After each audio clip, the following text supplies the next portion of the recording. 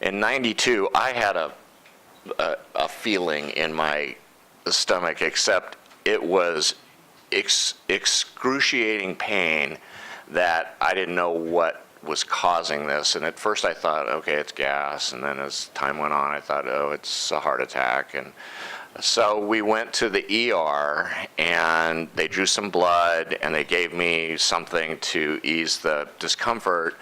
And I have a pretty high pain tolerance, so I just said, okay, well, if that's all, if I'm not going to die and that's all you can do for me, then I'm going to go home. So I left the ER, and they called me back a little while later and said, well, you have pancreatitis. And I said, am I going to die? And he said, no. And so then I said, well, then I'm just going to gut it out. And he said, no, you really need to come back to the hospital. So this is at about 2 o'clock in the morning. And at 3 o'clock in the morning, my personal physician calls me and says, you need to go back to the hospital. And so I didn't until like 7 o'clock the next morning, when I just could not stand it anymore. So that was the beginning of multiple episodes of acute recurring pancreatitis that continued up until 2007, when I was hospitalized 7 times as a result of having this.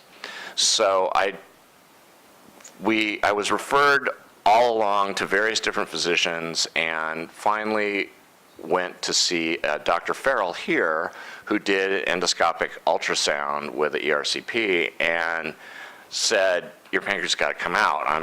I'm sending you to a surgeon.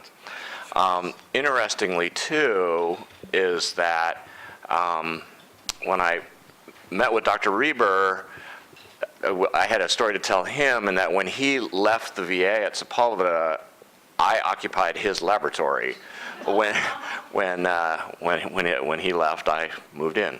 So we talked about it, and he said, you know, it's got to go, and this is your choice, but this is what I'm recommending. So we thought about it for a while, and we were about to undergo. I'm the health science officer at the VA at Greater Los Angeles, so I'm sort of like the director of research operations. But we were about to undergo a accreditation, and we'd been preparing for it for 3 months already. And then when I called and said, you know, can I put this off until after the accreditation visit,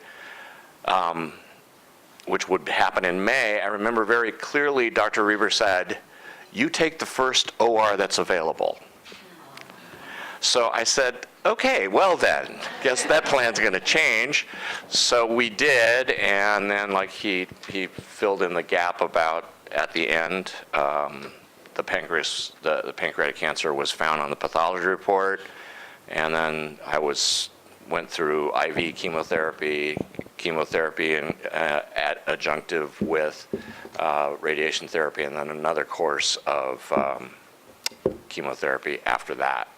So I did not return to work in that quick of a time. I didn't really feel as though I was capable of doing my job until at least a year later. So, but even though I returned somewhat, so the operation was in February.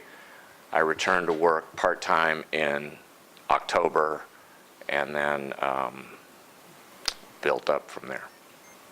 Great. And that's my story. Good.